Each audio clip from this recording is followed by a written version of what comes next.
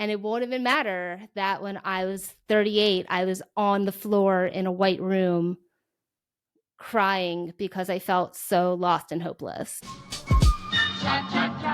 Hey tchotchkes, welcome back to another episode of the Chachabeat. Today we are going to continue our conversation about women. We are talking about turning 40, which is something that both men and women do, which will become relevant in this conversation because we're going to take a look at it from both a man and a woman's perspective. Today, the Cha-Cha-verse is going to get a little meta. We are going to react to an original TikTok and then also a reaction to that TikTok. So we're like 3 levels out. I've got something to add to both perspectives, so let's get right into it. Before we start the video, make sure that you like this video, subscribe to my channel. Tchotchkes, like we're just getting started here. I have a feeling that the Cha-Cha beat is going to be a lot of fun. So if you never want to miss a beat, make sure you hit that notification bell and let's start the video. So I saw this video of this girl. She was kind of having a bit of a breakdown. I feel like this is more of a boy breakdown. When I hear breakdown, this is how it goes. Now it's time for a breakdown. Never gonna get it, never gonna get it, never gonna get it, never gonna get it, never gonna get it, never gonna get it, never gonna get it. Whoa, whoa, whoa, whoa. 40 this year and everything is just hitting me right now. It's like not where I wanted to be. I haven't succeeded at anything. I haven't even tried. Like, I don't even know anymore. I don't know how to do anything. I don't know how to cope with anything. And I don't know how to, I did this whole growing thing wrong. Like I'm supposed to be an adult. I'm supposed to be able to handle these things, and I can't handle anything. And I literally am just realizing, like, it's been 40 years of this, and like, it's 40 years of just being confused and not knowing and like figuring things out slower and like not like I haven't built anything. I haven't nothing like to show for this time. I just don't know what I'm doing here, and I'm lost. I'm afraid, and I don't. So that's the clip. And Preach as our resident old nigga in his 40s. What are your thoughts? Same, bitch. Same. Yo, editor, don't cut that out. He's a piece of shit. Same. No, same. It's like you think you're alone. It's a lot of us like that. I was a kid. I thought that being adult, everybody knew what they were doing. Nobody knows what we're just winging it. Most of us. Well, I think I have the impression. Thing is that's midlife crisis or midlife realization. I don't know how you call it, but yeah, at some point you're gonna be like, yo. Midlife crisis? But I think that's true. I think that a lot of becoming an adult and or a parent, or becoming an adult and watching my friends who are now parents, you realize that adults, they're just people, and they don't, like, yes, they do know more than kids do, just life experiences, trial and error, but no one's got it all figured out. Everyone has some level of existential angst that they deal with. You know, growing up, I feel like my parents never like let on that they had no idea what they were doing. I mean, to their credit, my parents might actually believe that they do know what they're doing. They've got it all figured out. They don't. But I think they may have actually convinced themselves that they do. It would explain a lot about them and why they are so confident in their ways. So much so that they tend to believe that their way is the best way or the only way. And thus, as I grew up in my 20s and 30s and began to make my own decisions for my own life, and it turned out that the things that I wanted were not what they had prescribed as the way to be happy and successful.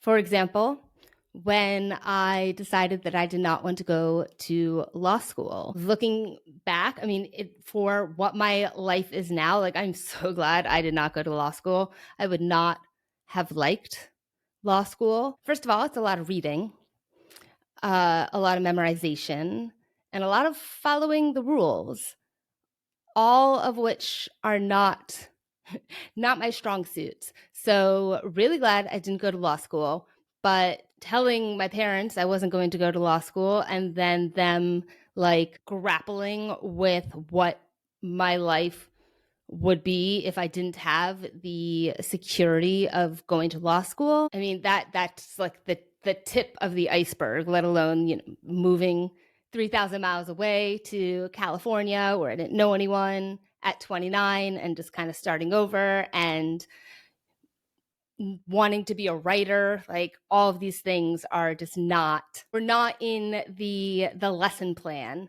that I was given by adults that proclaimed that they know everything. But it's because of the time frame. At 40, they say that it's a big step, and then there's something that happens like that. You have some realizations. I had that earlier on, but yes. You feel like you're in the same boat as her? No, but I understand that, and I've been in the same boat as her. Okay. Like, he's been in a similar boat as her. He hasn't been in the exact same boat because he is a man, and he'll never understand all of the implications of turning 40 as a woman. One thing that really hit me around 37, it really kicked up at 38 and 39, was the impending ticking of my biological clock, which was really weird because I don't want to have children. I've never wanted to have children. Specifically, don't want to be pregnant. Having kids was just something, having my own child was just something that I never truly desired. And thus, I did not prioritize my life for that. And at 38, 39, I became extremely aware that, yes, I made this decision so long ago, but like I am cashing in these chips now. Like, there's no takesy backsies. This is the decision that I'm making. Up until this point, I more or less had the opportunity to change my mind, and moving forward, we're kind of no longer, I mean, short of a miracle or like expensive scientific intervention, it's not going to happen. And it was just so weird because I never changed my mind. Like, I was, yes, this is the decision, not going to have children. At the same time, I was extremely aware that this is the decision, and I'm making it now. So for this woman turning 40, it's not just the midlife crisis of what have I accomplished, what have I built, like, who am I, what is my life. For a woman, it is also understanding that this is probably never going to happen for you. And if it's something that you wanted to happen for you, that can be devastating. We've got these two guys, and the one in the orange shirt, he is single. The other one is, I believe he's in like a long-term happy relationship. But the other one is single, the one in the orange. I think he's Abba of the Abba and Preach. You know, he's a good-looking and now on YouTube successful guy in his 40s or almost 40. And just by watching a couple of these videos, I know that before they started this channel, I believe around COVID, or they got super popular during COVID. But I know that before they like blew up on YouTube, he was not a successful guy. He was paycheck to paycheck, more or less, didn't have any money. But now, you know, he's got this great YouTube channel. He's gonna turn 40. He's good looking.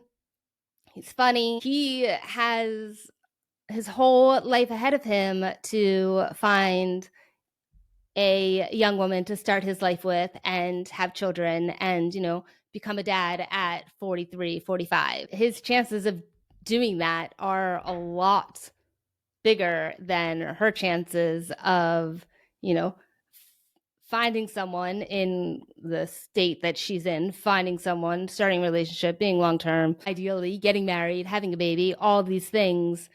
To have that, to be pregnant at 45, not saying it's fair, but it is a reality that a woman turning 40, while 40 is not the end, and we'll get to that as we continue the video, because you know it's not all bad news. It is a little bit of bad news of your biological clock is starting to time out, and whether you like it or not, you may be really aware of it. I can understand where that's from. I'm not there anymore. But there's a point in life that you're like, yo, what am I? Why? What's this existence? What's all this? Why am I doing all this? Why? It's stuff, bro. Yeah. Like they said that a wonderful thing about being lost is that you was going somewhere, but can I find my way back? It's like, okay, cool. Well, thank you very much for the kind words, but can I just go back to the le sentier? Can I go back on the path? Like, it's really alarming to be in that situation whenever you don't know where you at. So, I can understand that you have that feeling. And as much as I would like to tell you, like, oh yeah, don't worry, it's gonna be better. I don't know. Yeah. I don't know. You just have to do the best that you can, and that's pretty much what we're doing. And it sounds super lame as an excuse or an answer, but you gotta do the best that you can and understand what you got. What do you have right now? You can focus on what you got, what you know. You got your health? Shit, okay, we got that. Then we can try to proceed to move on to what we can do and what we love, and understanding ourselves or knowing yourself, or understanding that we do not know ourselves. You don't know what you like, you don't know what you love, you don't know what your opinions are, you don't know. Then we start to work on that. So the first thing is to focus on what you got, and then after that is to, okay, who am I? Accept the girls, them sugar. You know what I mean? Then you can proceed into what you want to do. But yeah, even at 40, like the age thing, they put a lot of pressure on us as a kid. I'm not talking about being 40 and being a kid. No, I'm just talking about being a kid. You supposed to know. You put a lot of pressure. Like if it's a race, I'm here comparing myself to my peers at school, because that's what they do when they do the grades, which I don't think is a bad thing, but they put a lot of pressure. There's some bad things about it, where you put yourself a lot of pressure. Some people are going to know what they're going to do with their lives. Some people are going to take time. They're going to need to discover life. They're going to be able to, and by discovering life, I mean discovering themselves. You have to discover within, and then after that, go outward and know who you are as a person. It takes time. It takes time, and it takes experience. I agree with him about the whole grading system. It is weird because it is all like a comparison, but at the same time, like you do need to have something. So I don't know what the answer is with that, but I can say that I am fully against standardized testing. First of all, like the concept of being standardized, like I don't like it. I don't want to be standardized. But I am bad at standardized testing. I'm a little too cross-eyed. I'm a little too, once they tell you there's a time limit. You have an hour to answer 40 questions. I mean, if you just told me, here, answer these 40 questions, I could probably would do it in an hour. But as soon as you tell me that there's like an hour time limit, like all I can think about is that hour time limit. I am bad at standardized testing, which really was very disappointing to my parents. I actually took the SATs twice. I was signed up for a third time, but I took them twice, and I got the exact same score both times. Both times my parents hired me tutors, math tutors, and verbal tutors. I'm prepared, but I go in and I get the exact same score. I'm good at writing. I can express my thoughts. I just can't, answer the questions and then fill in the little bubble and read the 4 different options that all kind of sound the same and find the trick word that is making it true or false or whatever it is. Not interested in standardized testing. So anyway, so I took the SATs twice, got the exact same score. It really wasn't a very good score, relatively speaking. So I was signed up for a third time, and on the third day, I woke up and like my alarm went off. I woke up, I went to my parents' room, and I'm like, I'm not doing this again. It is what it is. And so I ended up going to a small liberal arts school. That's hard to say. Liberal arts school in Carlisle, Pennsylvania. If you know, you know. And they did not ask me to submit an SAT score. Instead, I'm pretty sure I wrote a second essay or answered some essay questions, but I did not have to submit my SAT score. And that's how I was able to go to a college that was suitable to my parents. I can use that as a transition into the next comment I was going to make, which is about choices. When I went to college, I don't think I'd ever actually made a choice on my own. If you ask my parents, yes, I was making my own choices, but in my head, I know that my choices were heavily weighted towards what I was being told was the right way, the best way, the way that will make us happy. So everything up until that point, including where I went to college, what I studied in college, everything up until that point had been more or less my choice, but not an educated choice, not a thoughtful choice by any means. And it wasn't until I graduated from college and moved to New York City 3 days later and started to see all different kinds of people living all different kinds of lives and being all different kinds of happy and successful, and really for the first time started to think about, what do I want? And it's not an easy answer. It took me a long time. It took me I'm 40 now. So let's say it was at least 15 years ago. Yeah. Doing math makes me nervous because you guys are on it with pointing out how bad I am at my numbers. So let's say 15 years ago. And I didn't know exactly what I wanted.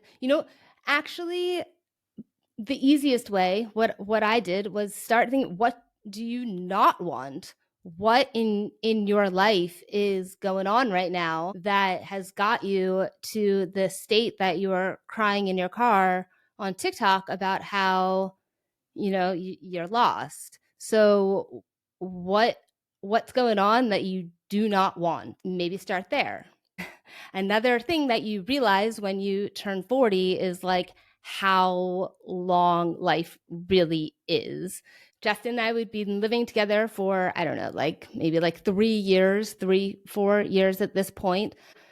And I'm working from home and I'm in this room. However, the walls of this room it's just cement walls with drywall plaster and white paint. So I was in a white room, and I literally had a nervous breakdown of I can't look at these white walls anymore.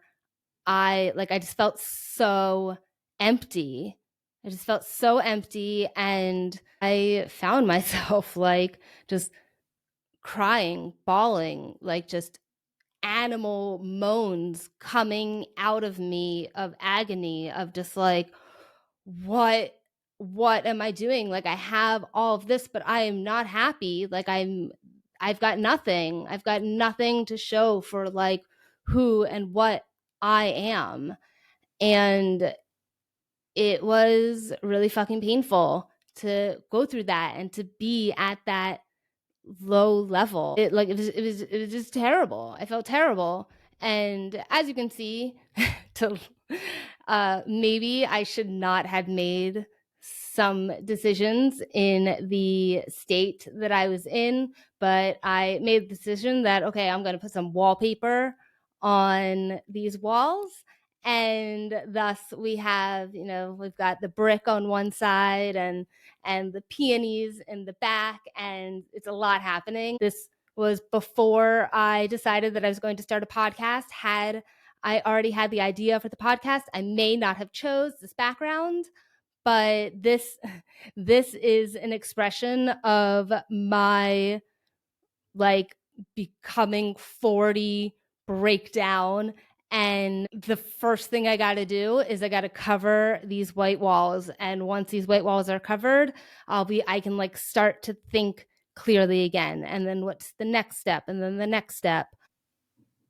Eventually, it led me here. And one of the things that I noticed when I was going through this recognizance period was that this was really the first time in my adult life that I had like time, security, a support system that, loved me for me and just wanted me to be the best cha-cha that I could be. And now that I was not moving on average every 2 years, I actually had time to think about like, okay, well, what do I want? But also, what do I like? Like, what do I do?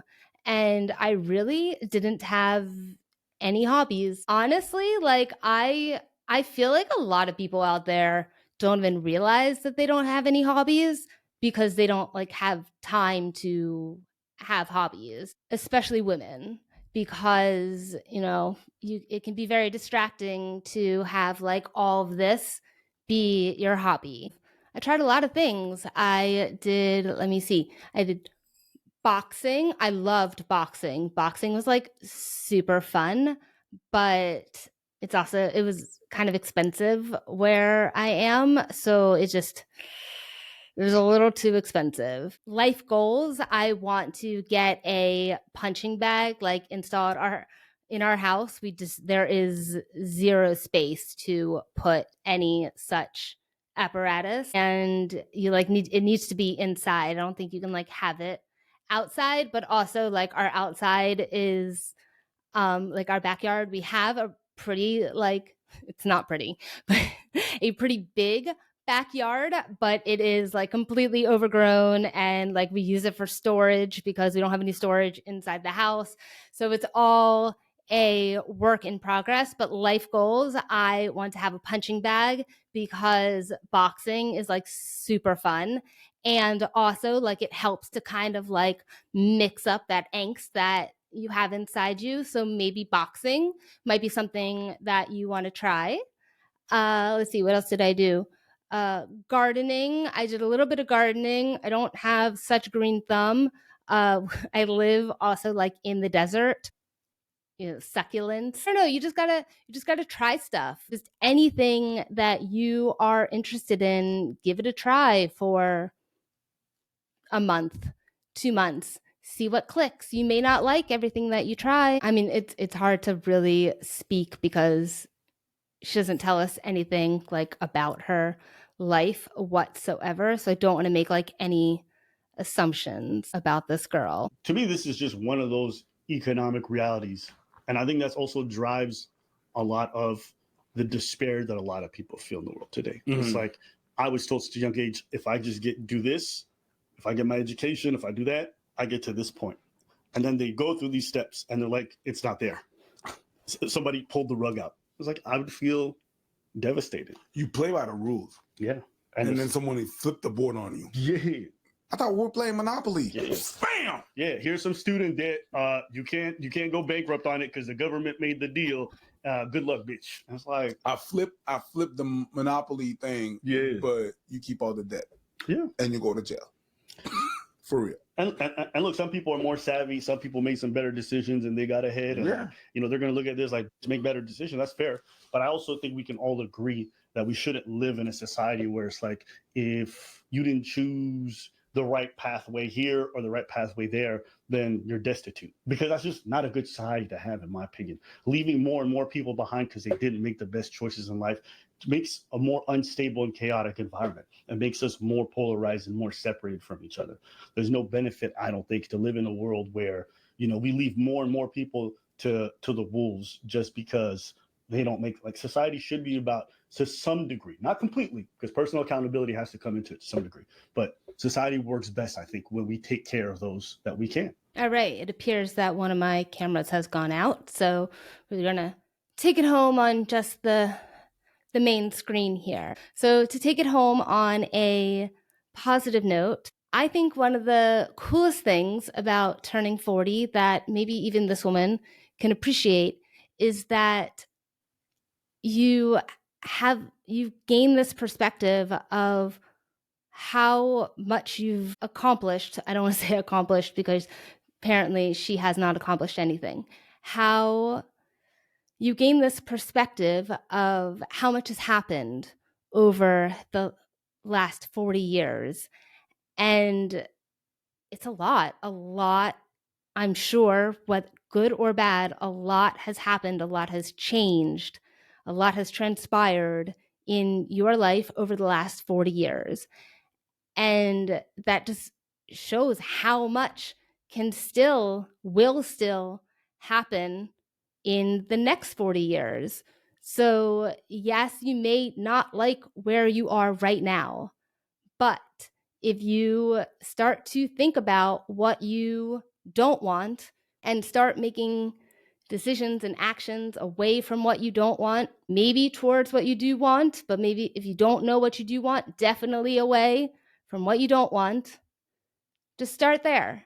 And you'll be surprised of how much can change in a year. Look at me now. I was not this a year ago. I mean, I was, but I wasn't on the camera because I have issues. See, we all have issues. We're all dealing with them. I'm 40 now and just starting out on this whole chachabeat experience, which I've had in my head for the last 20 years, but just haven't had it together to actually make it happen. But I'm starting now. So with that, when I'm 50, it's going to be really cool. And it won't even matter that when I was 38, I was on the floor in a white room crying because I felt so lost and hopeless. You may feel lost, but it is not hopeless. Okay, tchotchkes, that's all for today. Don't forget, like this video, subscribe to my channel, tell everybody about the cha-cha beat. And until next time, keep calm and cha-cha on. Cha-cha.